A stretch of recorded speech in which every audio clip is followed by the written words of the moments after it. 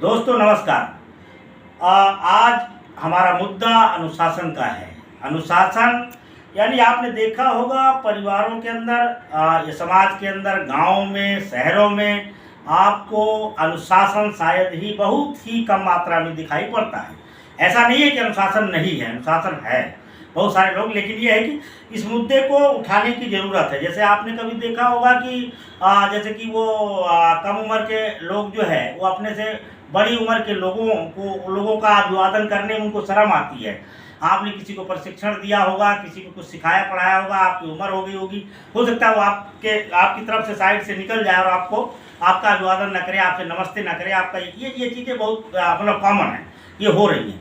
तो इस मुद्दे पर आज हमारे साथ पंडित राघवेंद्र दास शास्त्री जी हैं और आरएसएस के लगभग 60 वर्षों तक अपना समय दिया है, आरएसएस के कार्यकर्ता है ना, और माननीय सुभाष त्यागी जी।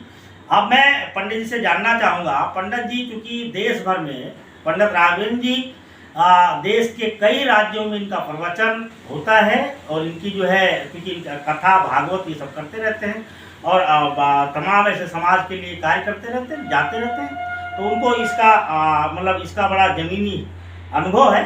तो मैं थोड़ा पंडित जी से जानना चाहूँगा कि इस पर इनका क्या मामला है, इस तरह की चीज़ें क्यों मतलब जो घटने की बजाय मतलब बढ़ रही हैं। पंडित जी आप अपना जरा जो आपका मतलब मानना है, जो आप सोचते हैं समाज के लिए, वो अपना वक्तव्य थोड़ा सा आप अपना दर्शकों को बताइए। मित्रों जय श्री राम।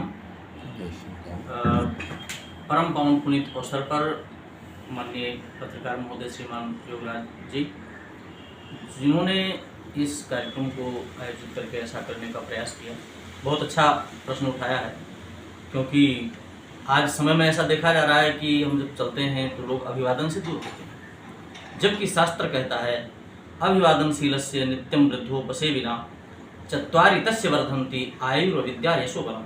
अभिवादन कितना महत्वपूर्ण है, अभिवादन करने से हमारे लाभ क्या हैं, और आज के परिप्रेक्ष्य में जो हमारे नवयुवक हैं, हमारी जो नव संतति है, वह जिस प्रकार से अभिवादन से दूर हो रही है, उसका हमें क्या क्या नुकसान देखने को मिल रहा है। आइए सूक्ष्म बिंदु से इस पर हम विचार करेंगे। जैसे आज जब हम चलते हैं तो बहुत सी जगह ऐसे है जहाँ पर लोग साष्टांग अभिवादन करते हैं, कई जगह ऐसा है कि दूर से अभिवादन कर लेते हैं, और कई जगह तो ऐसा है कि अभिवादन के नाम से लोग अपना मुंह फेर लेते हैं। ऐसा क्यों? ऐसा सिर्फ इसलिए है क्योंकि हम जिस परिवेश में बढ़ रहे हैं वह अधिकतर एकाकी परिवेश होता जा रहा है, सामूहिक परिवेश ना होकर के, और तो और माता पिता की सानिध्यता कम हो जाना, यह विशेष तौर पर कारण बन रहा है।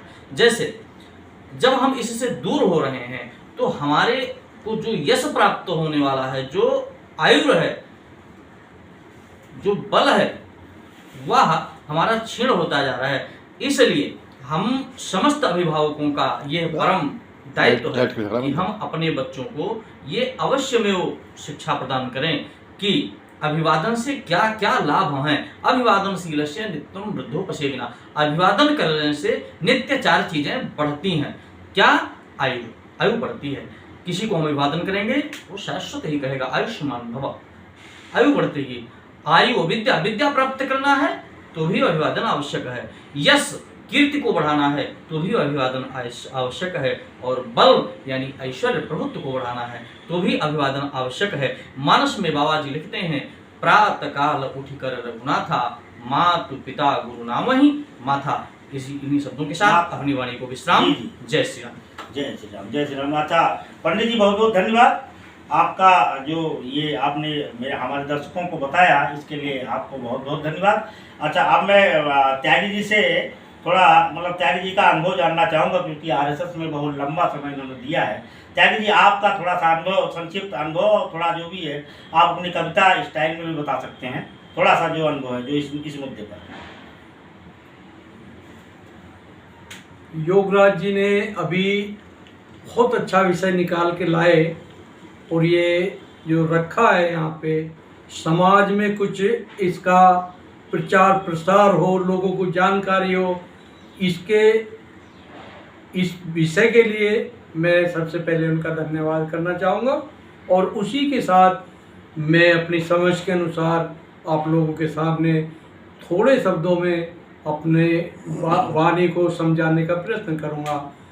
मेरा मानना है कि हमारी पारिवारिक परिदृश्यता बदलने के कारण से, हमारे विदेशी हमलों के कारण से हमारा समाज टूटने के कगार पे है। संस्कार कम होना ही नहीं, हमारे परिवार को, हमारे देश को तोड़ने की एक साजिश के तहत ये कार्य हो रहा है। हमारी संतति को बिगाड़ने का प्रयास हो रहा है। और इसी के लिए जैसे सबसे पहले मैं मुद्दा लेना चाहूँगा कि पहले हमारे जो राजा महाराजा थे, जो रामचरितमानस में आया है कि 2 चौपाई यहाँ पे मैं कहना चाहूँगा। एक होगी कि बिन सत्संग विवेक ना होई और राम कृपा बिन सुलभ न सोई।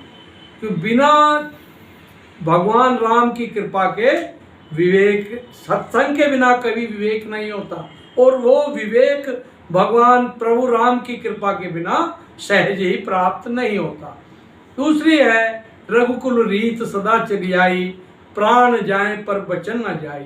हमारे परिवारों का, हमारे बुजुर्गों का ये मानना था कि अपने बच्चों को, गरीब से लेके गरीब ब्राह्मण हो, गरीब जो भी किसी भी धर्म जाति का व्यक्ति हो, अपने बच्चों को शिक्षा ग्रहण कराने के लिए वनों में अपने से दूर छोड़ाते थे गुरुकुल में। उन ऋषि मुनियों के सानिध्य में जो उन्हें प्राप्त होता था, उसके आधार पे एक अच्छे समाज की रचना होती थी। उसी में से हनुमान जैसे लोग, ऋक्षराज जैसे लोग, और भी बाली सुग्रीव जैसे लोग खड़े हुए समाज के अंदर छोटे छोटे समूहों के रूप में। उन्होंने भगवान राम की सेना में भी बड़ा कार्य किया और इस समाज की रक्षा के लिए, इस समाज को बचाने के लिए काम किया। आज उसके विपरीत समाज को, जब हम गुलाम थे तब अंग्रेजी की शिक्षा यहाँ पे मैकाले ने शुरू की, तो उसके बाप ने लिखा था पत्र में कि तुमने जो यहाँ पे भारत में की है, ये किस आधार पे, इससे क्या लाभ होगा।